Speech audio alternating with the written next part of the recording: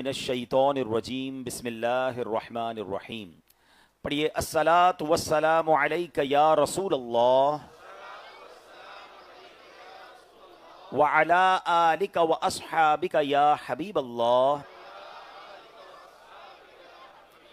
अस्सलातु वस्सलामु अलैका या नबी अल्लाह व अला आलिका व अस्हाबिका या नूर अल्लाह। नवैतो सुन्नतल इअ्तिकाफ।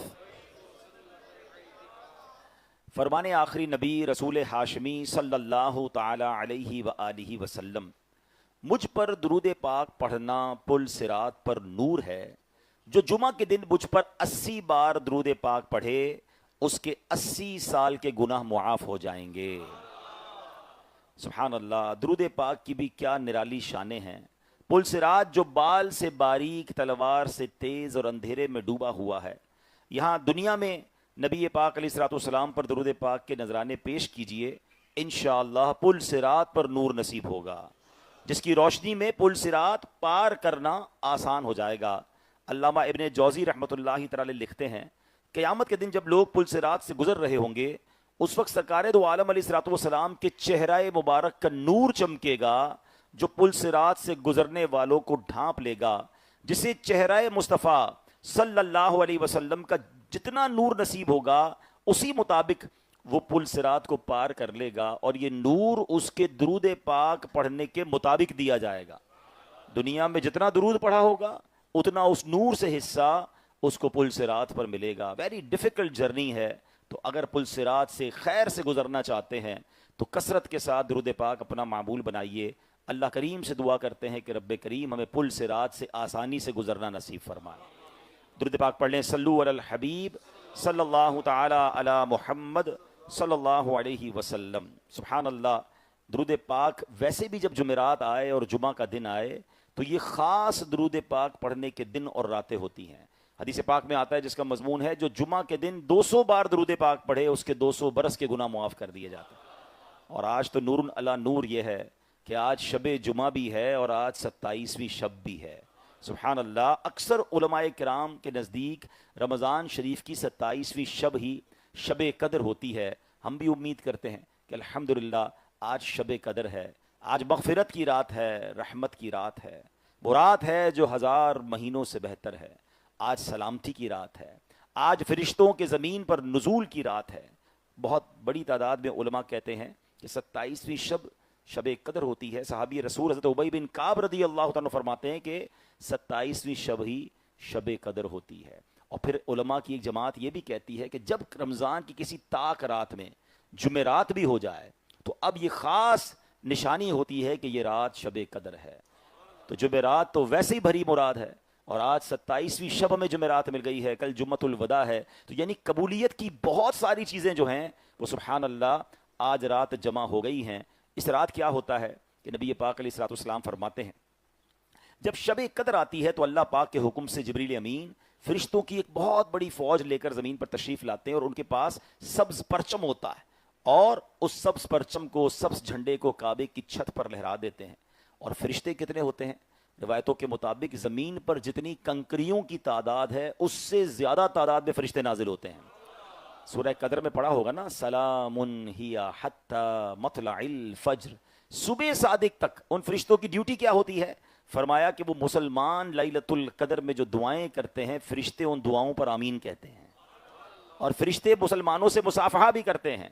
उलमा कहते हैं जब किसी को लैलतुल कदर रोना आ जाए, रिक्कत तारी हो जाए, जिस्म पर एक कैफियत और एक कपकपी तारी हो, तो समझ लो कि फरिश्तों ने छुआ है, फरिश्तों ने मुसाफहा किया है, फरिश्तों का कुर्ब मिला है। अल्लाह करीम आज की रात हमारी दुआओं पर हमें फरिश्तों की आमीन भी नसीब फरमा। आला हजरत कहते हैं ना, अर्ज करते हैं कि या इलाही जो दुआएं नेक हम तुझसे करें, कुदसियों के लब से आमीन रब्बना का साथ हो। हम अल्लाह करीम से दुआ करते हैं कि रब्बे करीम हमें आज रात की बरकतें नसीब फरमाए। इस रात کیا پڑھنا ہے؟ بی بی عائشہ صدیقہ طیبہ طاہرہ رضی اللہ تعالی عنہا نے نبی پاک سے سوال کیا تھا، حضور کہ اگر مجھے لیلۃ القدر مل جائے تو میں کیا پڑھوں؟ تو پیارے آقا نے کتنی پیاری دعا عطا فرمائی، اللہم انک عفو تحب العفو فاعف عنی، یعنی اے اللہ تو معاف کرنے والا ہے، معافی کو پسند کرتا ہے، اے کریم ہمیں بھی معاف فرما دے۔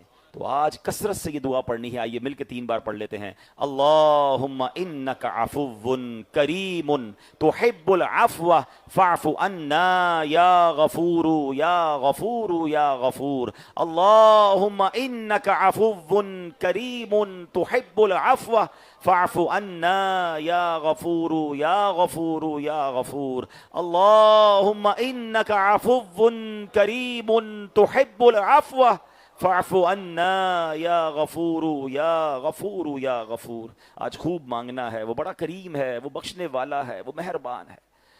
سوچے نا کتنی بڑی مہربانی کی گئی ہے کہ زندگی میں ایک بار نہیں، ہر سال ہمیں رمضان میں ایک رات ایسی دے دی جو 1000 مہینوں سے بہتر ہے۔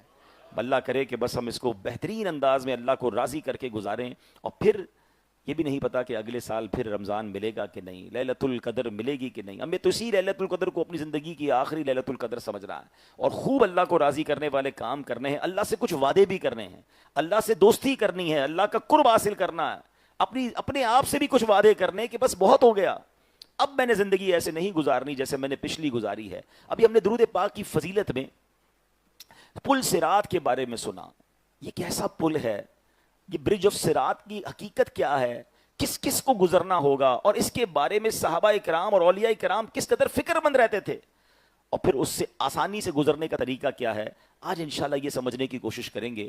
سیدنا جنید بغدادی رحمۃ اللہ تعالی علیہ بہت بڑی ہستی ہیں، یہ اولیاء کرام کے سردار کہلاتے ہیں۔ ایک بار جب آپ کا آخری وقت آیا نا تو آپ سجدے میں گر کر زارو کتار رونے لگے، تو لوگوں نے کہا حضور آپ اس وقت کیوں رو رہے ہیں، آپ نے تو بڑی عبادتیں کی ہیں۔ آپ کا معمول یہ تھا کہ آپ 400 رکعت روزانہ نفل ادا فرماتے تھے، 400 رکعت نفل پڑھتے تھے، اور 20 سال ایسے گزرے کہ کبھی کسی بھی نماز میں آپ کی تکبیر اولیٰ فوت نہیں ہوئی، یعنی با جماعت نماز ایسے پڑھی کہ سب 20 سال تک تکبیر اولیٰ ملی۔ آپ کیوں رو رہے ہیں، اس کی کیا وجہ ہے؟ جنید بغدادی فرماتے ہیں کہ دل کو تڑپا دینے والا ان کا جواب سنیے، میں اس وقت اس سے زیادہ رونے کا محتاج نہیں تھا۔ یہ کہہ کر آپ تلاوت قرآن کریم میں مصروف ہو گئے۔ کچھ دیر بعد فرمایا قرآن کریم سے زیادہ میرا کوئی ہمدرد نہیں، میں اس وقت اپنی عمر بھر کی عبادت کو ہوا میں لٹکی ہوئی دیکھ رہا ہوں، جسے تیز ہوا کے جھونکے ادھر ادھر لہرا رہے ہیں، میں نہیں جانتا کہ یہ ہوا میری عبادت کو اللہ کے حضور کر دے گی یا اللہ کی بارگاہ سے دور کر دے گی۔ دوسری طرف ملک الموت ہے اور پل صراط ہے، اور اللہ پاک کی طرف توجہ لگائے میں یہ انتظار کر رہا ہوں، نہ جانے مجھے جنت میں جانے کا حکم دیا جائے گا یا جہنم میں دھکیل دیا جائے گا۔ یہ کون کہہ رہا ہے؟ سیدنا جنید بغدادی رحمۃ اللہ تعالی۔ یہ غوث پاک کے بھی پیر ہیں، یاد رکھیے گا، یہ غوث پاک کے بھی مشائخ میں سے ہوتے ہیں، اتنا بڑا ان کا نام ہے، مگر اللہ والوں کو اپنی آخرت کا، اپنے اعمال پر ذرا بھی بھروسہ نہیں ہوتا تھا، آخرت کی فکر ہوتی تھی، اللہ کی رضا کی فکر ہوتی تھی کہ قیامت کے دن ہوگا کیا ہمارے ساتھ۔ اب چونکہ ہم نے رمضان روزوں میں گزارا ہے، نمازوں میں گزارا ہے، تراویح بھی پڑھی ہے، کچھ صدقہ خیرات بھی کیا ہوگا، تو کہیں نہ کہیں یہ سیٹسفیکشن دل میں آ جاتی ہے کہ جناب اب تو بہت نیکیاں ہو گئی ہیں، اب تو بڑے کمال کر لیا ہم نے۔ نہیں، ہمیں تو پتہ ہی نہیں ہماری نیکیاں قبول ہوئی کہ نہیں، ہمیں تو اللہ ہی سے عرض کرنا ہے کہ مولا جو کیا ٹوٹا پھوٹا کیا، جن کے سجدے قبول کیے، جن کی تراویح قبول کی، جن کے روزے قبول کیے، میرے مولا ان کے صدقے ہماری عبادت قبول فرما لے۔ تو ہمیں اللہ والوں کی اس ادا کو یاد رکھنا ہے، اور آپ کا یہ جو انداز تھا پل صراط کے حوالے سے، یہ ہمیں غور کرنا ہے۔ یاد رکھیے قرآن مجید فرقان حمید میں اللہ ارشاد فرماتا ہے وَإِن مِّنكُمْ إِلَّا وَارِدُوهَا، اور تم میں سے ہر ایک دوزخ پر سے گزرنے والا ہے، یعنی ہر کسی کو دوزخ سے گزرنا پڑے گا، دوزخ کو کراس کرنا پڑے گا۔ اب اس کا انداز کیا ہوگا کہ پل صراط کو جہنم کی پشت پر رکھا جائے گا، ہر ایک کو اس سے گزرنا پڑے گا۔ ہاں جو مسلمان ہوگا وہ سلامتی سے گزر جائے گا، اور جو غیر مسلم ہوگا، بے ایمان ہوگا، وہ کٹ کر جہنم میں گر جائے گا۔ But everybody have to cross fire of hell with bridge of सिरात, पुल सिरात से गुजर कर ही जहन्नम की आग के ऊपर से गुजरना होगा। एक मरतबा सहाबी रसूल हजरत अब्दुल्ला बिन रवाहा रदी अल्लाह तआला अन्हु, ये वो सहाबी हैं जो नात खान रसूल थे, कमाल की नबी पाक की मदह बयान किया करते थे। इन सहाबी का जब मुझे नाम याद आता है तो नबी पाक का वो फरमान याद आता है कि प्यारे आका अलैहिस्सलाम फरमाया करते, जिसका मजमून है कि अब्दुल्ला बिन रवाहा के अशआर दुश्मनों के लिए तीर का काम करते हैं, क्योंकि होता यह था उस जमानों में तलवार से भी लड़ाई होती थी, अशआर से भी लड़ाई होती थी। वो बदबख्त नबी पाक की गुस्ताखी में अशआर लिखते थे और सहाबा उनको जवाब देते हुए मेरे आका की नाते पढ़ा करते थे, नबी पाक की शान बयान किया करते थे। तो हजरत अब्दुल्ला बिन रवाहा रदी अल्लाह तआला अन्हु ये नात खुश सहाबी रसूल हैं और ये अशआर लिखा करते थे। अब क्या हुआ, उनके बारे में आता है कि एक बार आप खूब रोए, रोई जा रहे हैं, आपको देखा तो आपकी ज़ौजा भी रोने लगी, आपके खादिम ने देखा तो वो भी रोने लगे, बाकी घर वाले भी रोने लगे। जब थोड़ी देर बाद आंसुओं का सिलसिला थम गया तो आपने सबसे पूछा कि आप क्यों रो रहे थे? हुजूर हमने आपको रोते देखा तो हम भी रोने लग गए। हज़रत अब्दुल्ला बिन रवाहा ने फरमाया कि आज प्यारे आका अलैहिस्सलाम पर कुरान की ये आयत नाजिल हुई है जिसमें फरमाया गया व इम मिनकुम इल्ला वारिदूहा, और तुम में से हर एक दोज़ख पर से गुजरने वाला है। इसमें यह तो बता दिया गया कि दोज़ख पर से गुजरना है, ये नहीं बताया गया कि मैं सलामती से गुजर सकूंगा कि नहीं। ये कौन है? सहाबी रसूल हैं। ये वो लोग हैं जिनके सदके हमारी बख्शिश होनी है। ये जन्नती हैं सारे सहाबा। मगर पुल सिरात के बारे में ये इतने कॉन्शियस होते थे। सहाबा इकराम की महफिल पता है कैसी होती थी कि जब दो सहाबा आपस में मिलते तो कोई कहता आपने वो आयत सुनी है जहन्नम पर से गुजरना है? वो कहते हाँ मुझे मिली है। तो कहा ये भी किसी ने बताया आपको कि सलामती से गुजर जाएंगे? तो कहते ये तो नहीं पता। तो साहबा फिर कहते कि फिर हंसी मजाक कैसा, फिर जिंदगी में खुशी कैसी? हमें तो यही नहीं पता कि हमें पुल सिरात से जब गुजरना होगा तो हम उससे गुजर पाएंगे या नहीं गुजर पाएंगे। ऐ मेरे प्यारे इस्लामी भाइयों, अब आइए जरा समझिए पुल सिरात है क्या, इसकी जरा हकीकत समझिएगा। हजरत फुज़ैल बिन इयाज़ रहमतुल्लाहि तआला फरमाते हैं पुल सिरात का जो डिस्टेंस है ना, ये कैसा ब्रिज है। हमारे पास बहुत सारे मुल्कों में ब्रिज होते हैं, कोई कहता है इतने किलोमीटर लंबा ब्रिज है, वर्ल्ड लार्जेस्ट ब्रिज है और जनाब इतना पानी के ऊपर से बना हुआ है। इस ब्रिज की लंबाई कितनी है? फरमाया 15,000 साल की राह है। 15,000 साल अगर कोई घुड़सवार घोड़ा दौड़ाए ना, जितना डिस्टेंस तय करेगा उतना लंबा ये पुल है। 5,000 साल इसको ऊपर चढ़ने में लगेंगे, 5,000 साल स्ट्रेट और 5,000 साल नीचे उतरना पड़ेगा। अच्छा ये तो हो गई उसकी लंबाई। चौड़ाई कितनी है? फरमाया बाल से ज्यादा बारीक है। और शार्प कितना है? फरमाया तलवार से ज्यादा तेज है। अब बताएं कैसे गुजरेंगे? और फिर पूरा का पूरा अंधेरे में डूबा हुआ है। जहन्नम की पुश्त पर है, कोई लाइट नहीं लगी हुई। अभी तो आपने सुना ना कि जिसको नूर मिलेगा उस नूर की बरकत से वो गुजर जाएगा, वरना पूरा पुल सिरात जो है वो अंधेरे में डूबा हुआ है। अल्लाह अकबर। ऐ मेरे प्यारे इस्लामी भाइयों, अब बाहर शरीयत में मुफ्ती अमजद अली आज़मी साहब इसकी मजीद डिटेल बयान करते हैं। फरमाते सिरात एक पुल है जो जहन्नम की पुश्त पर रखा जाएगा।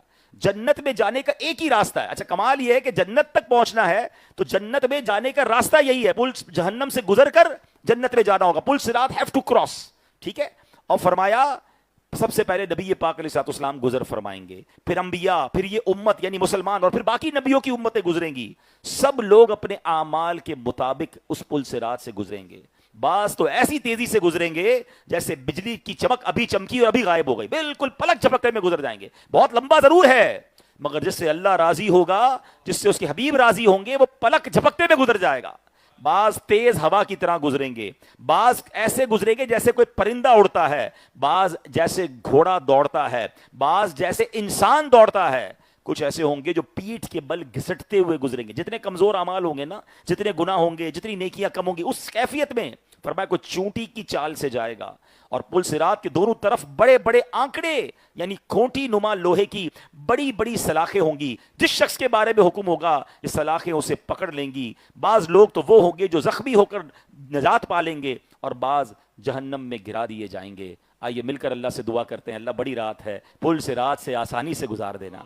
या इलाही जब चलूं तारीक राहे पुल सिरात, आफ़ताबे हाशमी नूरुल हुदा का साथ हो।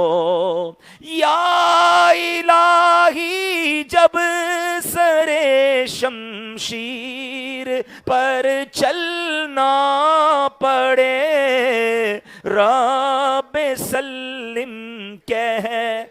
والے غم زدہ کا ساتھ ہو. آمین آمین آمین. اب میرے پیارے اسلامی بھائیوں، اب یہ تو آپ نے ڈیٹیل سمجھ لی کہ پل صراط ہے کہاں پر، اس کی لمبائی چوڑائی کیا ہے، وہ کتنا ڈینجرس ہے، and everybody have to cross. یہاں تک کہ نبی پاک علیہ الصلوۃ والسلام بھی اس سے گزریں گے، وہ اپنی شان کے لائق گزریں گے، ٹھیک ہے نا، لیکن ہر کسی کو گزرنا ہے. مثال کے طور پہ آپ کو یہاں سے بائی روڈ لاہور جانا ہو، آپ کو بائی روڈ جناب سندھ جانا ہو، یا کوئی لانگ جرنی کرنی ہو، آپ کتنی فکر کرتے ہیں یار راستہ کتنا ہے، کلومیٹر کتنا ہے، راستے میں سٹاپس کتنے ہوں گے، رات کہاں قیام کروں گا، پیٹرول پمپ ہے کہ نہیں، کوئی پرابلم ہو گئی گاڑی میں تو جناب اس کے بعد کوئی مدد ملے گی کہ نہیں. جدھر ٹریول کرنا ہوتا ہے اس کے بارے میں معلوم کرتے ہیں. ایک پل ہے جس سے ہم سب کو گزرنا ہے. ہم میں سے کس نے اس کو ڈسکس کیا، ہم نے سے کس کو اس کے بارے میں معلومات کی کہ جناب اتنا مشکل پل ہے، ہم گزریں گے کیسے، کوئی آسان طریقہ بتائیں. ہمیں اس بات کا خیال ہی نہیں آتا. دنیا میں تھوڑی دیر کے لیے کہیں جانا ہو اس کی فکر ہوتی ہے، اور یہ وہ برج آف صراط ہے جس کو کراس کیے بغیر کوئی بھی جنت میں داخل نہیں ہوگا. تو آئیے آج میں آپ کو نبی پاک علیہ الصلوۃ والسلام کی یہ مہربانیاں ہیں کہ پیارے آقا علیہ الصلوۃ والسلام نے ہمیں یہ قیامت کے معاملات پہلے ہی بتا دیے کہ کیا کیا سوال ہوں گے، کیا کیا طریقہ ہوگا، کون گزر جائے گا، کون نہیں گزر سکے گا. تو آج پل صراط پر 7 یوں سمجھیے سوالات ہوں گے، اس کے بارے میں جاننا ہے. 7 قسم کے سوال ہر کسی سے ہوں گے. 7 مرحلے ہیں جو ان 7 اسٹیپس کو کراس کر لے گا. یا یوں آسان لفظوں میں سمجھیے کہ جس کے 7 کوسچن کے آگے یس کا آنسر ہوتا چلا جائے گا وہ پل صراط سے آسانی سے گزر جائے گا. تو آج قرآن و حدیث کی روشنی میں یہ 7 چیزیں میں نے اور آپ نے چیک کرنی ہے. آج بڑی رات ہے، اگر ان میں سے کسی میں کمی ہے، اگر ان میں سے کوئی سستی ہے، اگر ان میں سے 7 کوسچن میں سے کوئی 1-2 کوسچن ایسے ہیں جس میں میں کمزور ہوں، تو ابھی موقع ہے نا، ابھی زندگی ہے. مرنے کے بعد چانس نہیں ملے گا. اللہ اکبر. دنیا میں کسی کا امتحان ہو تو لوگ ڈھونڈ رہے ہوتے ہیں یار سوال مل جائیں، کسی طرح پیپر آؤٹ ہو جائے، یار پتا چلے کوسچن کون سا ہوگا، میں اس کی پریپریشن کر لوں. اللہ اکبر. میرے رب کی رحمت دیکھیں، ہمیں سوال پہلے سے بتا دیے گئے ہیں کہ دیکھو پل صراط پر یہ 7 سوالات ہیں، یہ 7 مرحلے ہیں، یہ تم سے پوچھا جائے گا. Be prepare for that. اس دن مت کہنا مجھے کسی نے بتایا نہیں تھا. تو آج اس نیت کے ساتھ یہ بیان اور یہ موضوع ہم نے شامل کیا کہ اللہ کرے میں بھی اس کی تیاری کر لوں، آپ بھی اس کی تیاری کر لیں. اور آئیے اس سے اچھی کون سی رات ہوگی کہ آج ہی ہم اچھی نیت کر لیں کہ انشاءاللہ آج سے آخرت بہتر کرنے کی ہم تیاری شروع کر رہے ہیں انشاءاللہ. اب آئیے پہلا مرحلہ، فرسٹ سٹیج کیا ہوگا. قرآن کہتا ہے وَقِفُوهُمْ إِنَّهُمْ مَسْئُولُونَ، اور انہیں ٹھہراؤ، بے شک ان سے پوچھ گچھ کی جائے گی. پل صراط گزرنے سے پہلے there are few questions وہ پوچھے جائیں گے. سب سے پہلا سوال نماز کے بارے میں کیا جائے گا. جس کی نمازیں پوری ہوں گی وہ پل صراط سے پار لگ جائے گا، ورنہ ہلاک ہو جائے گا. آج کیا حال ہے ہماری نمازوں کا. بہت اچھا مسجدوں میں نمازیں چل رہی ہیں. میں جب یہ تیاری کر رہا تھا بیان کی، میں نے کہا میں بات کروں گا، اپنی دل کی بات کروں گا کہ جب آپ نے ایک پورا مہینہ نمازیں پڑھ لی ہیں تو رمضان کے بعد کیا ہو جاتا ہے، کیوں نمازیں قضا کرتے ہیں. اچھا پھر کچھ لوگ فخریہ کہتے ہیں میں دن کی 2 نمازیں پڑھتا ہوں، میں 3 پڑھتا ہوں، مجھ سے 1 پڑھی جاتی ہے. خدا کا خوف کرو، آپ 2 پڑھ رہے ہو تو 3 نہیں پڑھ رہے، اس کی توبہ کریں. 1 نماز قضا کرنا کتنا بڑا عذاب ہے. اللہ اکبر. اللہ پاک قرآن مجید میں ارشاد فرماتا ہے فَخَلَفَ مِن بَعْدِهِمْ خَلْفٌ أَضَاعُوا الصَّلَاةَ وَاتَّبَعُوا الشَّهَوَاتِ فَسَوْفَ يَلْقَوْنَ غَيًّا. تو ان کے بعد وہ نالائق لوگ ان کی جگہ آئے جنہوں نے نمازوں کو ضائع کیا اور اپنی خواہشوں کی پیروی کی، تو ان قریب وہ جہنم کی خوفناک وادی غی سے جا ملیں گے. اور یہ غی وادی کیا ہے؟ قرآن کہہ رہا ہے. حضرت مفتی امجد اعظمی فرماتے ہیں غی جہنم میں ایک وادی ہے جس کی گرمی اور گہرائی سب سے زیادہ ہے. اس میں ایک کنواں ہے جس کا نام ہب ہے. جب جہنم کی آگ بجھنے پر آتی ہے تو اللہ پاک اس کنویں کو کھول دیتا ہے جس سے وہ دوبارہ پہلے کی طرح بھڑکنے لگ جاتی ہے. مجھے اور آپ کو کسی گہرے کنویں میں دنیا میں کوئی ڈال دینا ہماری جان نکل جائے، وہ تو جہنم کا کنواں ہے. اور یہ نماز بے سستی کرنے والے، نماز قضا کرنے والوں کے ساتھ ہوگا. خدارا میرے پیارے اسلام بھائی، ہمیں تو شاندار پریکٹس ہو گئی ہے نماز پڑھنے کی، ایسا کیوں دور چلے جاتے ہیں؟ یعنی مجھے افسوس پتہ ہے کیا ہوتا ہے، ابھی دن گزرتے جا رہے ہیں، رمضان اینڈ پہ جا رہا ہے، تو ایک دل پر عجیب سی کیفیت آ رہی ہے کہ یہ رونقیں، یہ بہاریں، یہ ایک ایک کر کے سب کیوں ختم ہو جاتی ہیں. الحمدللہ ہم نے دیکھا ہے کہ رمضان میں کئی ایسے لوگ آتے ہیں جو پھر پکے ہو جاتے ہیں. ماشاءاللہ رمضان ان کے لیے ٹرننگ پوائنٹ بنتا ہے. بیوٹیفل. ایسا ہی ہونا چاہیے کہ ہمیں رمضان میں مسجد آنے کی عادت لگ گئی، نمازیں پڑھنے کی شوق بڑھا، اب ہم پکے ہو جائیں نا، جو غلطیاں ہوئی اس سے معافی مانگیں، نہ کہ دوبارہ ایسا کریں. ہم کہتے نہیں ہیں مگر انڈیلیبریٹلی ہم یہ پیغام نہیں دے رہے ہوتے. ذرا سوچئے گا، جملہ میرا سخت ہے کہ یا اللہ جب تک شیطان بند تھا ہم شیطان کی مانیں گے، اور جب شیطان کھل جائے گا تو پھر جب تک شیطان بند تھا ہم تیری مانیں گے، اور جب شیطان رہا ہو جائے گا تو ہم تیری نہیں پھر شیطان کی مانیں گے. ایسا ہوتا نہیں ہے. رمضان میں اگر مثال کے طور پہ 29ویں کا روزہ ہو، مغرب کی نماز میں مسجد میں نمازی ہوں اور عشاء سے پہلے اعلان ہو جائے کہ جناب عید کا چاند نظر آ گیا ہے، عشاء میں کتنے نمازی آتے ہیں؟ مسجدیں خالی ہو جاتی ہیں، یعنی پہلی نماز میں ہی نہیں آتے. ایسا کیا ہو گیا؟ عید کی نماز واجب ہے. ذرا میرے ساتھ مل کر دہرائیے کہ عید کی نماز کیا ہے؟ واجب. پوری روڈیں بھر جاتی ہیں، مسجدوں میں میدان بھر جاتے ہیں، اتنے لوگ نماز پڑھتے ہیں. مگر عید کے دن فجر کی نماز کیا ہے؟ کیا ہے؟ فرض. فرض زیادہ ضروری ہے، واجب زیادہ ضروری؟ حالانکہ واجب بھی پڑھنا ہے، لیکن کتنے لوگ ہیں جن کی عید کے دن فجر قضا ہو جاتی ہے، ان کو فکر ہی نہیں ہے، ان کو عید کی نماز کی فکر ہے. کیا ہو جاتا ہے ہمیں؟ خدا را پہلے دن ہی آپ اللہ کو ناراض کر رہے ہیں. اس بار یہ نیت کیجئے، کیونکہ پل صراط سے گزرنے سے پہلے پہلا سوال نماز کا ہوگا. آج سارے بھائی نیت کریں، 27ویں شب ہے، جو دنیا بھر میں مجھے لائیو سن رہے ہیں، tonight is the best night for the best intention. ارے اس سے اچھی رات کون سی ہوگی اللہ کی بارگاہ میں نیت کرنے کی اور وعدہ کرنے کی کہ پکی نیت کریں کہ آج کے بعد کوئی نماز قضا نہیں ہوگی انشاءاللہ. آپ ہمت تو کریں نا بھائی. جب لاکھوں کروڑوں مسلمان 5 وقت نماز پڑھ سکتے تو میں کیوں نہیں پڑھ سکتا؟ اچھا میں بھی رمضان میں پڑھ سکتا ہوں، اس کے بعد کیوں نہیں پڑھ سکتا؟ یا تو میں نے، اللہ معاف کرے، ایسے بھی ہوں گے بیچارے جنہوں نے رمضان میں بھی نہیں پڑھی ہوگی، مگر میں تو ان سے بات کر رہا ہوں جو رمضان میں نمازی تھے. کیوں رمضان کے بعد چھوڑ کر چلے جاتے ہیں؟ تو اب انشاءاللہ رمضان چلا جائے گا، ہم نمازوں سے نہیں جائیں گے انشاءاللہ.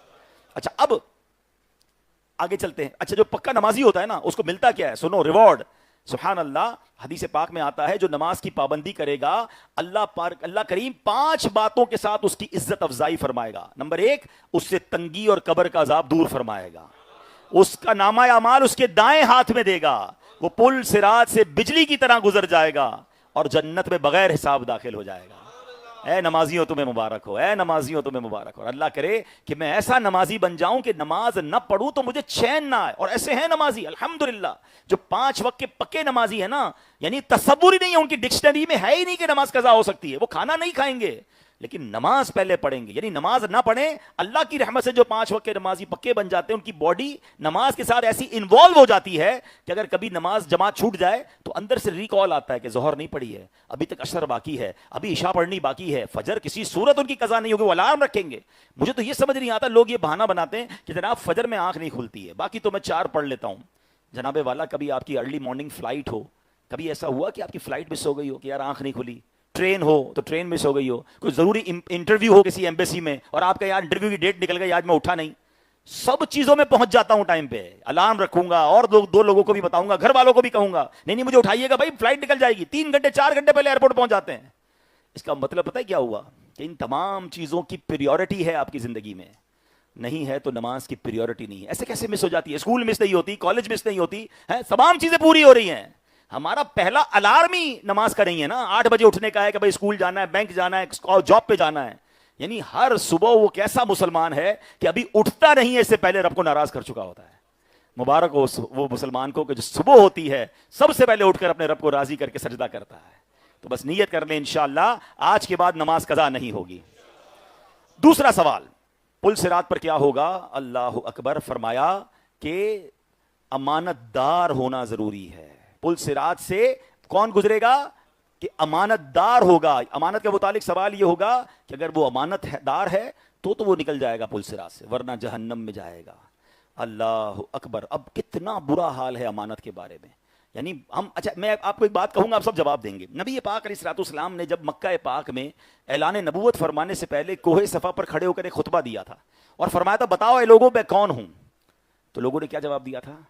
آپ امین ہیں اور آپ صادق ہیں، آپ سچے ہیں اور امانت دار ہیں. یعنی غیر مسلم بھی میرے آقا کی امانت داری کے قائل تھے اور آج میں ان کا امتی ہوں. اور حال یہ ہے لوگوں کا کہ ان کو پیسے دیتے ہوئے ڈر لگ رہا ہوتا ہے، ان کو مال دیتے ہوئے ڈر لگ رہا ہوتا ہے، ان کی بات پر یقین ہی نہیں آتا کہ یار یہ دیں گے واپس آئے گا نہیں آئے گا.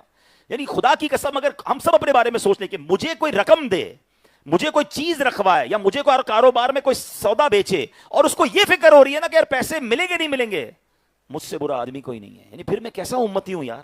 یعنی مجھے دے کر تو بندہ کہے یار آنکھیں بند کر لو، یہ سرکار کا ایسا امتی ہے تمہاری امانت پوری وقت پر لوٹائے گا. اور یہی اللہ والوں کا طریقہ ہے. اے میرے پیارے اسلامی بھائیوں، ہر مسلمان پر امانت داری واجب ہے، جبکہ خیانت کرنا یعنی کسی نے امانت رکھوائی اور بغیر اس کی اجازت سے اس امانت میں تصرف کرنا، اپنے استعمال میں لانا یا پوری طرح حفاظت نہ کرنا حرام اور جہنم میں لے جانے والا کام ہے. اللہ قرآن میں ارشاد فرماتا ہے یا ایھا الذین آمنوا لا تخونوا اللہ والرسول وتخونوا اماناتکم وانتم تعلمون. آسان ترجمہ قرآن کنز العرفان، اے ایمان والو اللہ اور اس کے رسول سے خیانت نہ کرو اور نہ جان بوجھ کر اپنی امانتوں میں خیانت کرو. اچھا، اب یہاں پر امانت کی بہت ساری قسمیں. اب نارملی یہ تو سمجھتے ہیں کہ یار کسی نے سامان رکھوایا، پیسے رکھوائے، کوئی چیز رکھوائی، ٹائم پہ لوٹا دی، بالکل یہ بھی امانت ہے، لیکن اور بھی بہت ساری چیزیں امانت ہیں. اب ذرا سنتے جائیے گا. اب کسی نے آپ سے راز کی بات کہی اور کہا کہ کسی کو بتانا نہیں، یہ امانت ہے، اور اب آپ نے کسی کو بتا دی، یہ بھی آپ نے خیانت کی. ہو سکتا ہے کسی کا راز ظاہر کرنے پر پل صراط پر روک لیا جائے. کسی طرح آپ کو کسی نے مزدور رکھ کر کوئی کام دیا اور قصدن جانتے بوجھتے اس کا کام بگاڑ دیا یا کام کم کیا اور پیسے پورے لے لیے، یہ بھی امانت میں خیانت ہے. حاکم ہیں جو سربراہ ہوتے ہیں یا ذرا عہدیدار ہوتے ہیں یا جناب جو حکومت میں ہوتے ہیں، اپنی رعایا کی نگرانی کرے، عدل و انصاف رکھے. اگر اپنے عہدے کی ذمہ داری کو پورا نہ کیا تو یہ بھی خیانت ہوگی. میاں بیوی کے آپس کے جو معاملات ہوتے ہیں، یہ میاں بیوی ایک دوسرے کے امانت دار ہیں.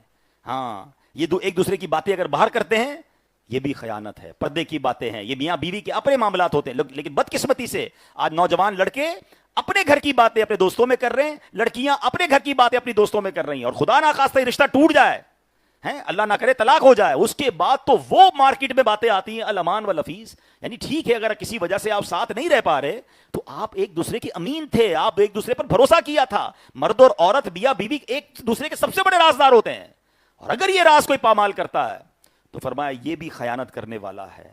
اسی طرح بہت سارے ایسے بات ہیں کہ ہم بہت ساری چیزیں ایسی ہوتی ہیں، اس پہ سمجھتے چلے جائیں کہ جس میں خیانت کر سکتی ہے. ہر قسم کی امانتوں میں خیانت حرام اور خیانت جہنم میں لے جانے والا کام ہے. حدیث پاک میں آیا حسد اور خیانت نیکیوں کو اس طرح کھا جاتے ہیں جیسے آگ لکڑی کو کھا جاتی ہے. اب تیسرا سوال کیا ہوگا؟ تیسرے مرحلے پر صلہ رحمی کا سوال ہوگا. رشتہ داری نبھائی کہ نہیں، اچھا سلوک کیا کہ نہیں. اگر آدمی صلہ رحمی کرنے والا ہوا تو نجات پا جائے گا، ورنہ جہنم میں گر کر ہلاک ہو جائے گا. حدیث پاک میں ہے امانت اور صلہ رحمی کو بھیجا جائے گا تو وہ پل صراط کے دائیں اور بائیں جانب کھڑی ہو جائیں گی.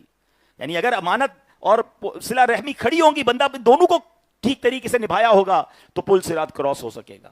مگر آج حال کیا ہے رشتہ داری میں؟ اچھا، وہ حدیث تو میں نے سنا ہی نہیں کیونکہ موضوع یہ تھا، ورنہ آپ نے وہ حدیث سنی ہوگی کہ لیلۃ القدر سب کی بخشش ہوگی، مگر جو چند بد نصیب نہیں بخشے جائیں گے ان میں 4 کیٹیگریز بیان ہوئیں: شراب کا عادی، ماں باپ کا نافرمان، رشتہ داری کاٹنے والا اور مسلمانوں سے قطع تعلق کرنے والا.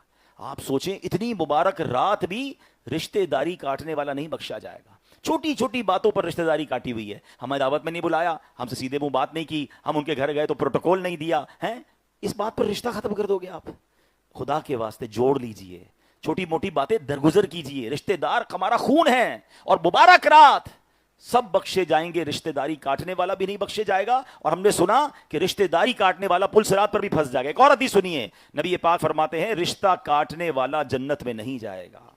اللہ اکبر. ایک بار نبی پاک علیہ السلام کی حدیثیں بیان کر رہے تھے حضرت ابو ہریرہ. دیکھیں لوگ، ہم بھی بیان کرتے ہیں، آپ کو سمجھاتے بھی ہیں، کوشش بھی کرتے ہیں، اللہ کرے کسی کے دل میں آ جائے اور وہ آج ہی معافی تلافی کر کے دوستی کر لے. حضرت ابو ہریرہ ایک بار محفل میں تھے اور آپ نے حدیث سنائی کہ نبی پاک علیہ السلام کا فرمان، ہر رشتہ داری توڑنے والا ہماری محفل سے اٹھ جائے. ایک نوجوان محفل سے اٹھ گیا، بیان کے دوران ہی اٹھ گیا اور اپنی پھوپھی جان کے پاس گیا کہ کئی سالوں سے لڑائی جھگڑا تھا، اور جا کے ان سے معافی مانگی کہ بھی بیان سناؤں اور پیارے آقا کا فرمان سنا کہ جو رشتہ داری کاٹنے والا ہے ہماری محفل سے اٹھ جائے. معافی تلافی تو ہو گئی. پھوپھو جاننے کا واپس جا کے حضرت ابو ہریرہ سے پوچھو تو صحیح ایسا کیوں کہا اٹھ جائے؟ واپس گئے. کتنا فرما بردار تھا کہ محفل کے دوران ہی اٹھ کر معافی مانگنے چلا گیا. اور جب واپس آ کر حضرت ابو ہریرہ رضی اللہ عنہ سے پوچھا کہ حضور ایسا کیوں، تو فرمایا میں نے نبی پاک کو یہ فرماتے سنا ہے جس قوم میں رشتہ داری توڑنے والا ہو اس قوم پر اللہ کی رحمت کا نزول نہیں ہوتا ہے. ہم کہتے ہیں ہمارے گھر پہ رحمتیں کیوں نہیں آ رہی ہیں، ہمارے مسئلے حل کیوں نہیں ہو رہے ہیں، ہم نے اپنے دشمنیاں اتنی پال رکھی ہیں، بلکہ ماں باپ اتنے سخت ہو گئے اپنے بچوں کو بھی کہتے ہیں میں مر جاؤں تو بھی فلاں رشتہ دار کے گھر مت جانا، بالکل اس کا کبھی تحفہ مت دینا، کبھی دعوت میں مت بلانا. یہ ماں باپ کا کام ہے. ماں باپ تو بچوں کی تربیت کرے کہ بیٹا جو دل دکھائے اسے معاف کر دو، جوڑ کے رہو. اور آپ انڈرسٹینڈ کیجئے کہ ہماری شریعت کو کتنا مقصود ہے، کتنا محبوب ہے کہ رشتہ دار مل کر رہیں، لڑائی نہ کریں، مسلمان مل کر رہیں، لڑائی نہ کریں. سبحان اللہ. اس سے ایک اور انشاءاللہ کبھی موقع ملا اس ٹاپک پر میں نے ایک بیان کرنا ہے کہ ہماری شریعت जितना इस्लाम सोसाइटी के लिए बेहतरीन मजहब है, पूरी कायनात में कोई ऐसा मजहब नहीं है कि जहां अल्लाह की बज़ाहिर इबादत कोई नजर नहीं आती। मुझे बताओ ना, मैं अपने रिश्तेदार के साथ अच्छा सलूक करूं, इसमें कौन सा सजदा किया, कौन सा रोजा रखा, कौन सी तिलावत की, मगर हम मिलकर रहे तो अल्लाह जन्नत अता फरमा देता है। मैं किसी को मुस्कुरा कर मिलूं तो सदके का सवाब मिल रहा है, मैं किसी को माफ कर दूं तो अल्लाह पाक मगफिरत फरमा देता है। मेरी किसी से लड़ाई है, मैंने उसको माफ किया, अल्लाह की कौन सी इबादत की। मगर सुभान अल्लाह, इस्लाम ये चाहता है कि लड़ाई ना हो, झगड़ा ना हो, प्यार से रहें, ईसार से रहें। मुसलमान किसी मुसलमान की मदद करता है, फरमाया जब तक बंदा किसी की मदद करता है अल्लाह भी उसकी मदद फरमाता है। तो मैं किसी की हेल्प कर रहा हूं, इसमें इबादत कौन सी है, बजाय कौन सी इबादत है। लेकिन अगर इसका क्रंच देखें, उसके पीछे इसकी लॉजिक समझें, अल्लाह अकबर, ये इस्लाम को पसंद है कि दुनिया में, सोसाइटी में जो लोग आपस में रहें, एक दूसरे का हाथ पकड़ने वाले हों, लड़ने वाले ना हो, बदला लेने वाले ना हो, इंतकाम लेने वाले ना हो, माफ करने वाले हों। बेटे माँ बाप का अदब करें, बाप बच्चों पर शफकत करें, पड़ोस का ख्याल रखें, रिश्तेदारों को ख्याल रखें। इन सारी नेकियों में लॉजिकली तो अल्लाह की कोई इबादत नजर नहीं आ रही है, मगर कहीं मगफिरत के वादे हैं, कहीं जनाब सवाब के खजाने हैं। तो पता यह चल रहा है कि इस्लाम ये रिक्वायर्ड करता है, इस्लाम इस सोसाइटी को बेहतरीन तरीके से रहने का दर्स देता है। सिर्फ प्रॉब्लम यह है, बदकिस्मती से लोग इस्लाम से दूर हैं, इसलिए इस्लाम को क्रिटिसाइज करते हैं। आजकल जनाब लिबरलिज्म का दौर है, सोशल मीडिया पर बैठकर दूसरे मुल्कों में या दूसरी कौमों की तारीफें की जा रही हैं कि हुकूकुल इबाद का ख्याल वहां देखें, इंसानियत का देखें कितना ख्याल है। शायद उन्होंने इस्लाम को पढ़ा नहीं है, नबी पाक की हदीसें और कुरान पढ़ा नहीं है, वरना जितना सुभान अल्लाह, इंसान तो जानवरों के, इस्लाम तो जानवरों के हुकूक भी बयान करता है। काश हम इस्लाम को पढ़ने वाले और फिर उस पर अमल करने वाले बन जाएं। आगे चलते हैं, नबी पाक अलैहिस्सलाम, अब ये चौथा मरहला क्या है, फोर्थ क्वेश्चन, चौथे मरहले पर वालिदैन से मुताल्लिक सवाल होगा, रिश्तेदारों से मुताल्लिक सवाल हो गया। अब फरमाया अगर बंदे ने नेक वालिदैन के साथ अच्छा सलूक किया होगा तो पुल सिरात पार हो जाएगा, और अगर वालिदैन नाराज हुए तो पुल सिरात पर मारा जाएगा। ऐ मेरे प्यारे इस्लामी भाई, हदीस पाक में है 3 शख्स जन्नत में नहीं जाएंगे, माँ बाप का नाफरमान, दयूस यानी घर वालों पर गैरत ना खाने वाला, और नंबर 3 मर्दों की वजह बनाने वाली औरत। जो औरतें मादल्ला आजकल मर्दों वाले लिबास, मर्दों वाले बाल, मर्दों वाले स्टाइल, और इसको कोई बुरा भी नहीं समझ रहा, ये 3 किस्म के लोगों के बारे में फरमाया जन्नत में नहीं जाएंगे।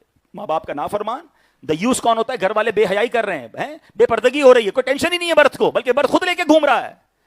अल्लाह अकबर, ऐसे मर्द को भी जन्नत में दाखिला नहीं मिले। गैरतमंद होना चाहिए, हमारी घर की खवातीन बापर्दा होनी चाहिए, उनकी बेपर्दगी पर हमें दुख होना चाहिए, हमें फिक्र होनी चाहिए। हम उस खातून जन्नत बीबी फातिमा रदी अल्लाह तआला अन्हा के मानने वाले हैं कि इसी पुल सिरात से जब खातून जन्नत की सवारी निकलेगी तो ऐलान होगा, अहले मैशर अपनी आंखें नीची कर ले, खातून जन्नत की सवारी गुजरने वाली है।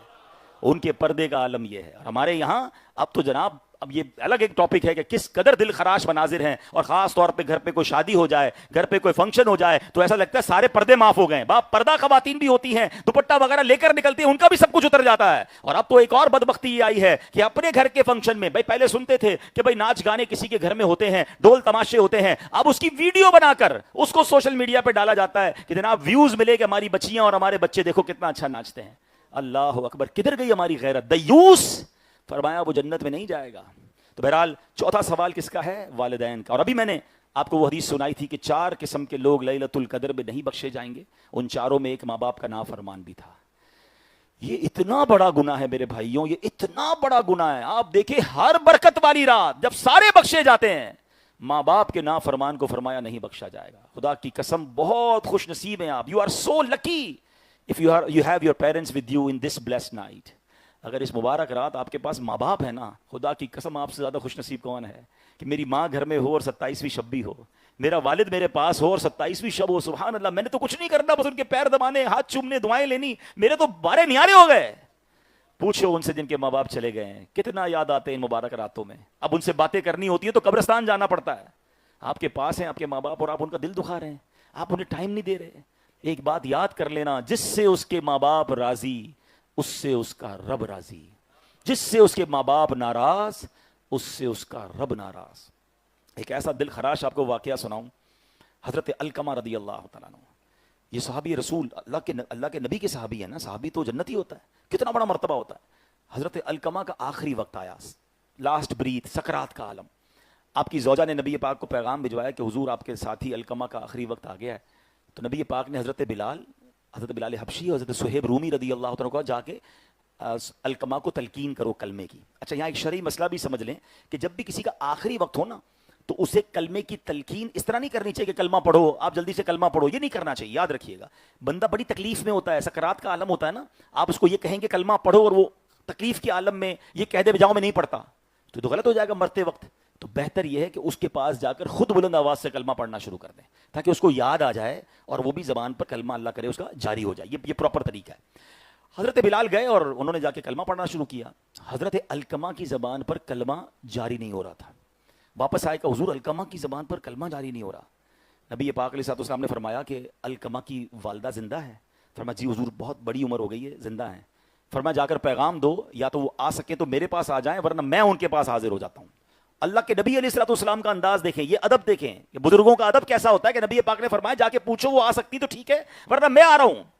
وہ صحابی رسول کی والدہ تھی، کہتے ہیں حضور مجھ پر زیادہ ضروری ہے کہ میں آپ کی بارگاہ میں آؤں. وہ آ گئی.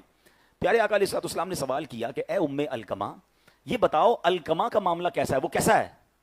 تو کہا حضور بڑا نیک ہے، نماز پڑھتا ہے، روزے رکھتا ہے، صدقے دیتا ہے. اے نمازیوں، روزہ داروں، صدقہ دینے والوں، تراویح پڑھنے والوں سنو، اعتکاف کرنے والوں سنو. وہ صحابی رسول ہیں، ان کی ماں کیا کہتی ہے؟ حضور روزے رکھتے ہیں، نماز پڑھتے ہیں، صدقہ دیتے ہیں. آقا فرماتے نہیں تمہارا علقمہ کے ساتھ کیا معاملہ ہے؟ ماں کہتی حضور میں ناراض ہوں. ماں کیا کہتی ہے؟ حضور میں علقمہ سے ناراض ہوں. کہا اے ام علقمہ بات کیا ہے؟ کہ حضور وہ مجھ سے زیادہ اپنی بیوی کو اہمیت دیتا ہے، مجھ پر اپنی بیوی کو فوقیت دیتا ہے. ہائے ہائے ہائے. نبی پاک نے فرمایا اے بلال جاؤ بہت ساری لکڑیاں لے آؤ. حضرت علقمہ کی والدہ کہتی حضور لکڑیاں کیوں منگوا رہے ہیں؟ کہا میں نے ارادہ کیا علقمہ کو جلا دوں. ماں ہوتی ہے، کہتی حضور آپ میرے سامنے میرے بیٹے کو جلائیں گے؟ آپ نے فرمایا اگر تم نے معاف نہ کیا نا تو علقمہ اس سے بڑی آگ میں جلے گا. ابھی کیسا خوبصورت انداز تھا نبی پاک کا والدہ سے معافی دلوانے کا. ماں ہوتی ہے، ماں کتنا بھی ستا لو بچے کی تکلیف نہیں دیکھ سکتی. کہتی حضور میں آپ کو اللہ کو گواہ بناتی ہوں، میں آپ کو گواہ بناتی ہوں حضور میں نے اپنے بیٹے کو معاف کر دیا. نبی پاک نے پھر بھیجا حضرت بلال کو، بلال جاؤ دیکھو علقمہ کی زبان پر کلمہ جاری ہوتا ہے کہ نہیں. حضرت بلال کمرے میں داخل ہوتے ہیں، حضرت علقمہ کی زبان پر کلمہ جاری ہو جاتا ہے. ماں باپ کو ستانا نہیں، کہیں ایسا رہو مرتے وقت کلمہ نہ آئے زبان پر. یہ اتنا شدید گناہ ہے، یہ اتنا شدید گناہ ہے، اندازہ ہی نہیں ہے لوگوں کو. اللہ کریم نے جب جہاں اپنی عبادت کا فرمایا اکثر جگہوں پر اس کے ساتھ والدین کے ساتھ بہترین سلوک کا فرمایا. اور اللہ نے سخت وعیدیں، سخت عذاب نازل فرمانے کا حکم قرآن اور حدیث میں موجود ہے ماں باپ کو ستانے والوں کو. پھر نبی پاک گئے حضرت علقمہ کے جنازے پر گئے اور کھڑے ہو کر کچھ اس طرح ارشاد فرمایا کہ اے لوگوں جو اپنے ماں باپ کا ادب نہیں کرتا، اپنی ماں سے زیادہ اپنی بیوی کو فوقیت دیتا ہے، اس کی نہ نمازیں قبول ہیں، نہ روزے قبول ہیں، نہ نفل قبول ہیں. ہمیں لگتا ہے میں نمازیں پڑھ کے چیمپئن ہو گیا، روزے رکھ لیے، تراویحاں پڑھ لی. ارے ماں کو دکھی کر کے، والد کو دکھی کر کے. ابھی 40-45 منٹ آپ نے صراط و تسبیح میں لگائے، کیوں لگائے تھے؟ مجھے بتاؤ نا، ثواب کے لیے لگائے نا. 1 گھنٹے سے آپ میرے بیان میں بیٹھے، کیوں بیٹھے ہیں؟ ثواب کے لیے، نیکی کے لیے. ارے ماں باپ کے ساتھ بیٹھو، وہ بھی نیکی ہے. وہ نیکی کیوں بھول جاتے ہیں؟ ان کے لیے 10 منٹ نہیں ہے ہمارے پاس. اللہ کے حقوق بالکل پورے کرنے ہیں، مگر اسی رب نے فرمایا نا کہ ماں باپ کے ساتھ اچھا سلوک کرو. اور 10 منٹ نہیں ہے ماں باپ کے پاس بیٹھنے کے لیے. آج کل تو بچوں کو سمجھاؤ تو کہتے ہیں مولانا صاحب آپ کہتے ہیں ابو تو ہر وقت ڈانٹتے ہی رہتے ہیں، وہ چیختے ہی رہتے ہیں، وہ جناب غصہ ہی کرتے رہتے ہیں. ارے پیارے بھائیوں آپ کو ابھی تک مسئلہ ہی سمجھ نہیں ہے. آج آپ میں ایک بات سمجھا دیتا ہوں، نوجوان سارے سیٹسفائی ہو جاؤ گے. آپ کو اپنے ماں باپ کی ڈانٹ بری نہیں لگے گی. زندگی کا سائیکل سمجھ لو. یہ زندگی ہے نا زمین سے شروع ہوتی ہے. جب ہم چھوٹے تھے نا ہم کرالنگ کرتے تھے، پھر انسٹالر پر آئے، ٹرالی پر، پھر انگلی پکڑ کر کسی نے چلنا سکھایا، پھر ہم بڑے ہو گئے. یہ آگے جا کے سرکل واپس ادھر ہی آتا ہے. یہ انسٹالر سے شروع ہونے والا سفر ویل چیئر پہ آ جاتا ہے. بزرگ لوگ کرسیوں پہ آ جاتے ہیں، پھر ان کو بھی کسی کے سہارے کی ضرورت ہوتی ہے. بس یہ امیجن کر لو کہ اگر میرے گھر میں 5 سال کا بچہ ہے اور 60 سال کا بوڑھا ہے، یہ دونوں برابر ہیں. جب آپ کو 5 سال کے بچے کی ضد بری نہیں لگتی، جب آپ کو 5 سال کے بچے کی ڈانٹ بری نہیں لگتی، بلکہ 5-6 سال کے بچے کو تو آپ بار بار ایک ہی چیز پوچھتے ہو، بیٹا وہ والی پویم سناؤ ذرا، وہ والا جملہ واپس بولو، وہ کہتا ہے آپ مسکراتے ہیں. وہ 100 بار کہتا ہے آپ کو اچھا لگتا ہے. بوڑھا باپ ایک ہی بات 3 بار ریپیٹ کرتے، بچے کہتے بار بار ایک ہی بات کیوں کرتے ہو. آج کے دور میں ایک اور بات سمجھ لو، آج والدین کے ساتھ اگر کسی کو والدین کی خدمت کا موقع ملا ہے نا بڑھاپے میں، یو آر سو لکی. خدا کی قسم کئی والدین تو ایسے تھے جنہوں نے ہمیں خدمت کا موقع ہی نہیں دیا. ہماری ہی خدمت کرتے کرتے ہم پر پیسے خرچ کرتے کرتے ہی چلے گئے. ارے جب ہم بڑے ہوئے کہ ہم نے کچھ خرچ کرنا ہے، ہم نے کچھ خدمت کرنی، ہماری تو باری ہی نہیں آنے دی انہوں نے. جس کو ماں باپ ملے ہیں بستر پر، جس کو ماں باپ ملے ہیں بیمار، جس کو ماں باپ ملے ہیں بزرگ، تمہارے وارے نیارے ہو گئے، تمہاری لاٹری لگ گئی ہے. وہ حدیث سنی ہے نا، اللہ کے نبی علیہ السلام فرماتے کہ جو بچہ اپنے والدین کو محبت کی نگاہ سے دیکھے اللہ حج مبرور کا ثواب عطا فرماتا ہے. صحابی نے پوچھا حضور ان نظرہ کل یومن مئۃ مرتن، حضور کوئی 100 بار دیکھ لے؟ آقا فرماتے ہیں اللہ اکبر و اطیب، اللہ بہت بڑا اور پاک ہے، کوئی 100 بار دیکھے 100 حج کا ثواب ملتا ہے۔ یہ حدیث سنیے، آگے سنو، محبت سے دیکھنے پر حج کا ثواب ہے تو خدمت پر ثواب کتنا ہوگا؟ صرف دیکھنے پر حج تھی نا، پیر دبانے پر کتنا ثواب ہوگا، پیسے خرچ کرنے پر کتنا ثواب ہوگا، کھانا کھلانے پر کتنا ثواب ہوگا، میڈیکل اسٹور پہ دوائی لے جانے کے لیے کتنا ثواب ہوگا، ان کی ویل چیئر چلانے پر کتنا ثواب ہوگا۔ تو سوچو تو صحیح، لاٹری ہے تمہارے تو وارے نہیں آ رے آ گئے۔ اب پیسے خرچ کرتے ہوئے آج کا بچہ کیا کہتا ہے؟ ابو یہ میرے ہیں آپ کے نہیں ہیں۔ ارے زبان لٹک نہیں جاتی؟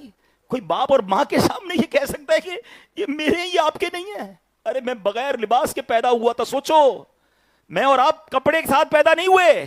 والد کہہ دیتا اس وقت کہ بیٹا پیسے میرے تیرے نہیں، میں تو ننگا رہ جاتا، اگر مجھے کھانا نہ کھلایا جاتا میں بھوکا مر جاتا، میرا والد مجھے اسکول کالج یا جناب دنیا کی یا دین کی تعلیم نہ دیتا، میں جاہل رہ جاتا۔ میرے والد نے تو نہیں کہا بیٹا یہ میرے ہیں یہ تیرے ہیں، ہر عید پر نئے کپڑے دلائے، ہر خواہش پوری کی، اپنی خواہشات مارتے رہے ہمارے ماں باپ، ہمیں دلاتے رہے، اور آج باری آئی ہے تو بچہ یہ کہے گا یہ میرے ہی آپ کے نہیں ہیں؟ میرا سب کچھ میرے ماں باپ کا ہے، جو عزت ملی، جو شہرت ملی، جو دولت ملی، جو کچھ آپ کو ملا ہے وہ سب ماں باپ کا ہے۔ ماں باپ لے کے نہیں جاتے یار، کہہ دو گے تو ایسا تھوڑی سارا لے لیں گے آپ سے، ان کو ریلیکس فیل کرائیں، ان کو آنر فیل کرائیں کہ آپ ہمارے گھر میں سب کچھ، you are the leader of the house, ان کو کسی کونے میں نہ ڈال دو، وہ سکون کی اور پراؤڈ کی لائف، آخری لائف گزاریں۔ وہ بڑا پیارا جملہ میں نے پڑھا تھا کہ جن ماں باپ نے تمہیں شہزادوں کی طرح رکھا، آخری عمر میں انہیں بادشاہ کا درجہ تو دے دو، آخری عمر میں انہیں ملازم کا درجہ دیتے ہو۔ بیٹے پر حق ہے، شریعت کا حق سنیے گا، بیٹے پر یہ حق ہے کہ وہ والد کے ساتھ ایسے رہے جیسے غلام کے ساتھ، آقا کے ساتھ غلام رہتا ہے۔ غلام کیسا ہوتا ہے؟ Every time ready to serve. بیٹے پر حق ہے کہ وہ والد کے ساتھ ایسے رہے، مگر آج بدقسمتی سے بوڑھا باپ بیٹے کا غلام بنا ہوا ہے۔ بیٹا تھوڑے پیسے چاہیے، ابو پیسے نہیں ہیں، بیٹا دوائی لا دو، ٹائم نہیں ہے، بیٹا یہ کام، مطلب باپ بیٹے کے آگے منتیں کرتا نظر آتا ہے۔ شرم آنی چاہیے اس بیٹے کو کہ میرا والد مجھ سے منت کرے گا یار۔ میری ماں ڈرتی ہے بات کرنے میں اولاد سے کہ بات کروں گی تو ڈانٹے گا مجھے، ڈانٹے گی بیٹی۔ ارے کدھر جاؤ گے یار؟ لیلۃ القدر بھی ماں باپ اگر ناراض ہوئے مارے جاؤ گے۔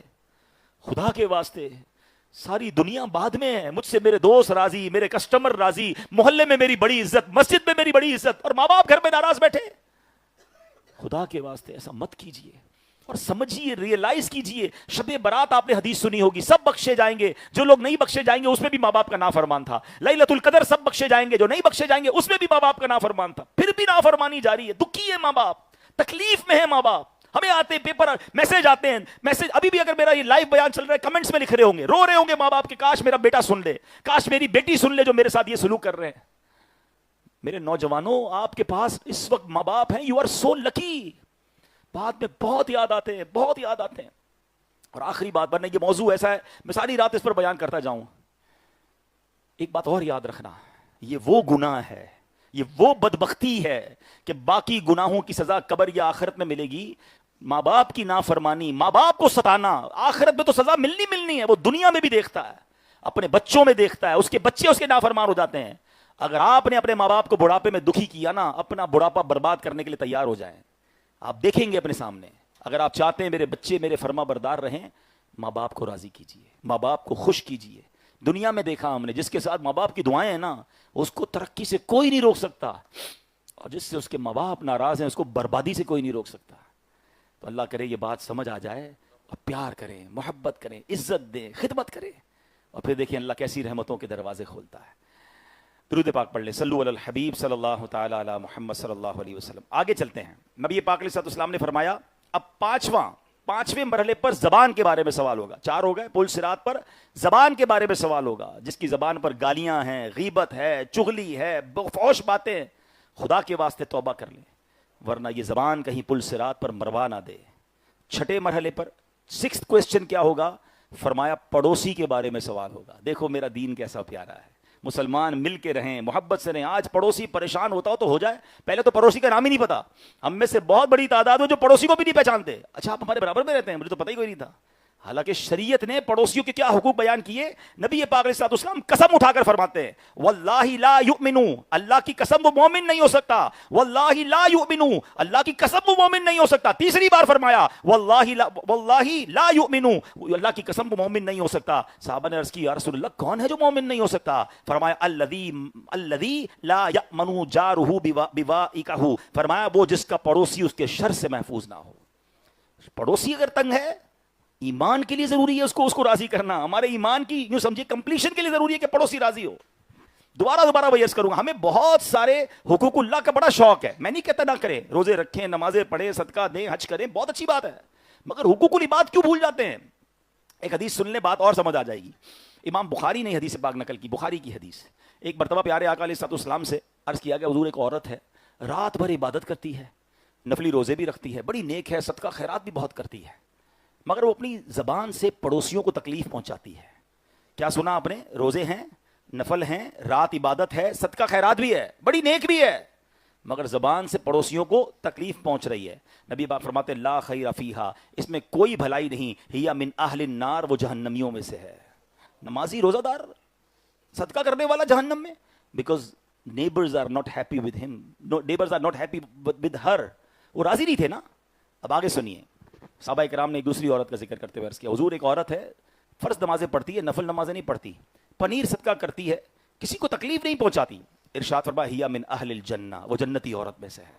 بہت ساری عبادتیں نہیں ہیں نفلی, مگر تکلیف نہیں پہنچاتی ہے. تو یہ بات سمجھ لیجئے کہ اگر لوگ ناراض ہیں نا تو پل صراط پہ روکا جا سکتا ہے. پڑوسیوں کے ساتھ اچھا سلوک کیجئے. اور اب آخری بات, جو 7واں سوال ہوگا, فرمایا کہ یہ سوال ہوگا کہ کیا تم سچ بولتے تھے, سچے تھے؟ جواب ہاں میں ہوگا تو پل صراط پار ہو جائے گا, اور اگر بندہ جھوٹا ہوا تو پھنس جائے گا. آج کتنا برا حال ہے, سچ بولنے والے تو بہت تھوڑے ملتے ہیں. قرآن کیا فرماتا ہے؟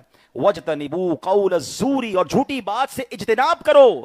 حدیث پاک میں ہے سچ بولنا نیکی ہے اور نیکی جنت میں لے جاتی ہے, اور جھوٹ بولنا فسق و فجور ہے, اور فسق و فجور دوزخ میں لے جاتا ہے. نبی پاک علیہ السلام نے خواب دیکھا تھا نا, فرمایا مجھے دو آدمی میرے ساتھ آئے, اور میں نے دیکھا ایک کھڑا تھا, دوسرا بیٹھا تھا. کھڑے ہوئے شخص کے ہاتھ میں لوہے کا اوزار تھا, وہ بیٹھے ہوئے شخص کے جبڑے میں ڈالتا تھا اور اس کو کھینچتا ہوا گدی تک لے جاتا تھا, پھر دوسری طرف سے ڈال کر گدی تک لے جاتا, پہلا والا پھر ٹھیک ہو جاتا. یہ کنٹینیو اسے پنشمنٹ, یہ عذاب دیا جا رہا تھا. تو کہا, پوچھا میرے آقا نے کون ہے؟ تو فرمایا, عرض کیا گیا حضور یہ جھوٹا شخص ہے, قیامت تک اسے یہی عذاب دیا جاتا رہے گا. میں ایک بار ڈینٹسٹ کے پاس گیا, آپ بھی گئے ہوں گے, کوئی کام کروانے گیا تھا. انہوں نے جب میرے جبڑے کو کھولنے کی کوشش کی نا, ایک کچھ رکھ کے کھولتے نا, تھوڑی دیر میں جس کو کہتے ہیں نا لگ پتا گیا, تکلیف سے حالت خراب ہو گئی. یعنی ہمارا جبڑا ایک لمٹ کے بعد نہیں کھلتا ہے, بہت تکلیف ہوتی ہے. سوچئے جب یہ جبڑا چیر کر گدی تک لے جایا جائے گا تو حال کیا ہوگا. آج مذاق میں لوگ جھوٹ بول رہے ہیں, انجوائمنٹ کے لیے جھوٹ بول رہے ہیں, ہر بات میں جھوٹ بول رہے ہیں, دوسروں کو ہنسانے کے لیے جھوٹ بول رہے ہیں, چٹکلے سنانے کے لیے جھوٹ بول رہے ہیں. فرمایا گیا جو کسی کو ہنستے ہنستے گناہ کرے گا وہ روتے روتے جہنم میں ڈالا جائے گا. ادھر کسی کو فکر ہی نہیں ہے جھوٹ. پہلے زمانے میں ہم سنتے تھے بندہ کبھی کبھی جھوٹ بولتا ہے, اب ایسا لگتا ہے کبھی کبھی سچ بولتے ہیں. ہر بات میں جھوٹ. کیا کرتے ہیں؟ غلط بتانا ہے. کہاں رہتے ہیں؟ غلط بتانا ہے. کیا کاروبار ہے؟ غلط بتانا ہے. ہر چیز کیوں غلط بتانی ہے بھائی؟ کیونکہ اسٹیٹس بڑا بتانا ہے نا. میں تو رہتا نارمل ایریا میں, ڈیفینس میں رہتا ہوں, بتانا یہ ہے, کرتا جاب ہوں, بتانا بزنس کرنا ہے. آفس میں جھوٹ چل رہا ہوتا ہے, کوئی لیٹ آیا, کیوں آیا؟ تو یار وہ روڈ پہ ایکسیڈنٹ ہو گیا تھا, خود لیٹ آنکھ کھلی تھی. جھوٹ بول کر آپ کی بات تو بن گئی, لیکن نامہ اعمال میں تو جھوٹ لکھا گیا نا. تو یاد رکھیے گا, جھوٹ بولنے والا ہمیشہ ٹینشن میں رہے گا, سچ بولنے والا ہمیشہ پرسکون رہتا ہے, سچوں کے چہرے پہ نور ہوتا ہے. جھوٹ بولنے والا آلویز مضطرب نظر آئے, کیونکہ اس کو جھوٹ بول کے یاد رکھنا پڑے گا نا. اب مثال کے طور پر کسی نے آفس میں کہہ دیا کہ نانی کا انتقال ہو گیا, اس سے 3 دن نہیں آیا. اب اس کو یاد رکھنا پڑے گا آفس میں نانی مار دی ہے, حالانکہ نانی گھر پہ ہے. اب آپ بعد میں نہیں بول سکے گا کہ نانی بیمار ہے, کیونکہ پہلے تو انتقال کروا چکا ہے. تو جو بھی جھوٹ بولیں گے وہ سارے یاد رکھنے پڑتے ہیں. سچ بولنے والے کو کوئی یاد ہی نہیں رکھنا ہے, کہاں رہتے ہو, جہاں رہتا ہے بتائے گا, جو کام کرتے ہو وہ بتائے گا. تو سچ بولنے والا دنیا میں بھی سکون میں رہے گا اور آخرت میں بھی سکون میں رہے گا. تو اے میرے پیارے اسلامی بھائیوں, میں نے وہ 7 باتیں کور کرنے کی کوشش کی, میں ریپیٹ بھی کر دیتا ہوں تاکہ ہم دوبارہ غور کر لیں. نمبر 1 نماز کا سوال ہوگا. نمبر 2 امانت داری کا سوال ہوگا، نمبر 3 رشتہ داروں سے کیسا برتاؤ ہے یہ کوشچن ہوگا، نمبر 4 والدین کی ساتھ اچھا سلوک ہے کہ نہیں یہ کوشچن ہوگا، نمبر 5 زبان غلط کاموں میں استعمال تو نہیں ہو رہی یہ کوشچن ہوگا، نمبر 6 پڑوسی کے بارے میں سوال ہوگا، اور نمبر 7 جھوٹ بولتا ہے یا سچ بولتا ہے یہ سوال ہوگا۔ انشاءاللہ آج سے یہ چیک لسٹ بنا لیں، ہو سکتا ہے کوئی نہ کوئی میرا بھائی کسی معاملے میں کمزور ہو، آج سے یہ چیک لسٹ بنا، ابھی تو زندہ ہے نا، ابھی تو پل صراط کی باری نہیں آئی نا، اس دن شرمانے سے بہتر ہے آج کوشش شروع کر دو، پہلے تو سچی توبہ کر لیں گے آج انشاءاللہ، میرا کریم مولا توبہ کرے تو پچھلے سارے گناہ معاف کر دیتا ہے، لیکن توبہ سچی ہو، ہماری توبہ بھی بڑی نرالی ہے، گالوں پہ چپت لگاتے ہیں یا اللہ میری توبہ، یہ توبہ نہیں ہے، توبہ یہ ہے، اور پلان یہی ہوتا ہے کہ کل پھر کرنا ہے۔ توبہ کے 3 اسٹیپس یاد کر لیں۔ سب سے پہلے ہمیں پچھلے گناہ پر شرمندگی ہو، الندم التوبہ، بندہ شرمندہ ہو، گلٹ فیل کرے، معافی مانگے اللہ سے، اللہ ہو گئی غلطی معاف کر، ہو سکے تو رو رو کے مانگے۔ دوسرے نمبر پر جس وقت یہ توبہ کر رہا ہے نا اس وقت گناہ چھوڑ دے، مطلب اس وقت گناہ بھی کر رہا ہے توبہ کر رہا ہے پھر کیسی توبہ، چھوڑ دے۔ تیسری شرط یہ کہ آئندہ نہ کرنے کا پکا سالڈ ارادہ ہو، یہ نہیں کہ پہلے سے جناب 3 دن عید کے پلان بنے ہوئے ہیں غلط کاموں کے اور توبہ بھی چل رہی ہے 27ویں شب کو، یہ نہیں، آپ آئندہ نہ کرنے کا سارا وعدہ کریں اللہ سے کہ نہیں کروں گا، اور ہمت بھی کریں، پھر اللہ سے عرض کریں اللہ استقامت تو نے دینی، پھر وہ کریم ہے، پھر وہ انشاءاللہ اپنی رحمت کے دروازے کھول دیتا ہے۔ تو یہ توبہ کا طریقہ ہے۔ پل صراط پر آسانی کا سبب کیا، ایک طریقہ سن لیجئے کہ نبی پاک علیہ السلام نے فرمایا من احسن الصدقہ فی الدنیا جاز علی الصراط، جس نے دنیا میں اچھی طرح صدقہ دیا وہ پل صراط سے آسانی سے گزر جائے گا۔ تو میں نے پہلے بھی بیانات میں عرض کیا ہے کہ 5 طاق راتیں کچھ نہ کچھ صدقہ کریں، کسی غریب کی مدد کر دیں، مسجد میں دے دیں، کوئی بھی اچھی کام میں خرچ کریں، دعوت اسلامی کے اسٹال لگیں، دعوت اسلامی دین کا اتنا بڑا کام کر رہی ہے، طاق راتوں میں سب میں کریں، اور پھر اب انشاءاللہ فطرہ آنے والا ہے، بہتر تو یہ ہے آج طاق رات ہے آج بھی دے سکتے ہیں، کل جمعہ ہے جمعۃ الوداع، 1 نیکی 70 نیکیوں کے برابر ہے، عید سے پہلے کبھی بھی دے سکتے ہیں، ٹھیک ہے نا۔ اچھا فطرے میں 4 کیٹیگریز ہیں، نبی پاک علیہ السلام نے حدیث میں 4 کیٹیگریز بیان فرمائیں، کھجور، کشمش، جو اور گندم۔ سب سے جو سستا والا فطرہ لوئسٹ کیٹیگری ہے وہ گندم کا ہے، اب میں سے بہت بڑی تعداد وہ گندم کا فطرہ دے دیتی ہے، شرعاً جائز ہے، فطرہ ہو جائے گا، مگر اپنے دل سے پوچھئے کہ کیا عید کی اپنی خریداری میں بھی ہم اسی طرح کرتے ہیں کہ دکاندار کے پاس جائیں، سب سے اچھے سب سے سستے والے کپڑے نکال دو، سب سے سستے والے چپل دے دو، سب سے سستے والی ٹوپی دے دو، بھائی عید پڑھنی ہے، اپنے لیے بہترین خریدنا ہے، اللہ کی راہ میں سب سے لوئسٹ کیٹیگری، اپنے دل سے پوچھے نا۔ دیکھیں جس اسلامی بھائی کے پاس نہیں ہے وہ نارمل لائف گزارتا ہے، وہ بے شک گندم کا دے دے، مگر جس نے شاندار سحری افطاری کی، اللہ نے شاندار طریقے سے لائف ہمیں رکھی، اور ہم فطرہ بھی سب سے کمزور والا دیں، اللہ کی بارگاہ میں دل دیکھا جاتا ہے۔ اب دیکھیں نا کسی کا بہت بڑا بنگلہ ہو، 1 کروڑ کی گاڑی ہو، کیا وہ 10,000 روپے والا بکرا لاگر سے لا کر باہر کھڑا کرتا ہے؟ نہیں بھائی، لوگ کیا کہیں گے، اتنا بڑا گھر اتنی بڑی گاڑی، تو جانور بھی مضبوط ہونا چاہیے، وہ لوگ دیکھ رہے ہوتے ہیں نا، فطرہ کوئی دیکھ نہیں رہا ہوتا، تو چپکے سے جا کے سب سے سستی والی پرچی بنا لی، اللہ تو دیکھ رہا ہے نا۔ تو بہتر یہ ہے کہ سب سے بہترین فطرہ، اور اس نیت سے دیں کہ اللہ تو نے مجھے اتنی شاندار لائف دی، میں انشاءاللہ تیری راہ میں سب سے بہترین خرچ کروں گا۔ تو فطرہ بھی اگر ہو سکے تو دعوت اسلامی کو دیں، تاکہ ہمارے پیسے دین کے عظیم کام میں لگیں، ہزاروں حافظ عالم بن رہے ہیں، مساجد بن رہی ہیں، پوری دنیا میں لوگ مسلمان ہو رہے ہیں، اور یہ پیغام پوری دنیا میں پہنچ رہا ہے، تو یہ تو سچی بات ہے کہ ہمارے پیسوں کا نصیب جاگے گا کہ اتنے اچھے کاموں میں لگ جائیں۔ تو اپنے ڈونیشن میں، اپنے صدقات میں اپنی دعوت اسلامی کو یاد رکھیں، اللہ پاک ہمیں عمل کرنے کی توفیق عطا فرمائے۔ جی فطرے کی رقم جو ہے وہ اگر لسٹ ہے کسی کے پاس، ویسے باہر سٹال لگا ہوا ہے، بہترین جو اجوا کھجور کا فطرہ ہے وہ تو 19,000 روپے کا الحمدللہ فطرہ ہے۔ تحدیث رحمت کے لیے بتا دیتا ہوں کہ میں نے اپنے اور اپنے گھر والوں کے لیے اجوا کھجور کے حساب سے فطرہ دے دیا ہے، اور اسی لیے دیا کہ اللہ نے بہترین چیزوں سے نوازا ہے، تو جو رب نے دیا ہے تو اسی کا مال ہے، اس کی راہ میں خرچ ہو جائے تو آپ بھی خرچ کریں۔ باقی میرا خیال ہے 6,000 کا شاید کشمش کا ہے، بتا دیں گے ابھی انشاءاللہ، درود پاک پڑھ لیں، صلو علی الحبیب۔ جی یہ آ گیا ہے، گندم کا 240 روپے ہے، جو کا 700 روپے ہے، کھجور کا 2400 روپے کا ہے، کشمش کا 6000 کا ہے، اور اجوا کھجور کا 19,000 روپے کا۔ یہ 5 قسم کے کھجور میں 2 کیٹیگریز بنا دی گئی ہیں، نارمل کھجور بھی اور اجوا کھجور بھی، جس کو دیکھیں اس میں کوئی زور زبردستی نہیں ہے، آپ کی اپنی مرضی ہے، آپ کا اپنا دل ہے کہ یار مجھے اللہ نے لاکھوں کروڑوں سے اچھا رکھا ہے تو میں اللہ کی بارگاہ میں بہترین خرچ کروں، تو ہمیں کرنا چاہیے۔ کیا آپ بھی چاہتے ہیں معلومات، روحانیت اور کچھ نیا ہر دن؟ تو پھر آپ بالکل صحیح جگہ پر آئے ہیں۔ یہ ہے ARN اسلامک ٹی وی، ایک ایسا پلیٹ فارم جہاں روزانہ آپ سنیں گے حضرت علامہ عبدالحبیب اتاری دامت برکاتہم العالیہ کی ایمان افروز تقاریر، علم، تقوی اور دلوں کو بدل دینے والے پیغامات صرف یہاں۔ تو دیر کس بات کی؟ ابھی سبسکرائب کریں اور دین کی روشنی سے اپنے دل کو منور کریں۔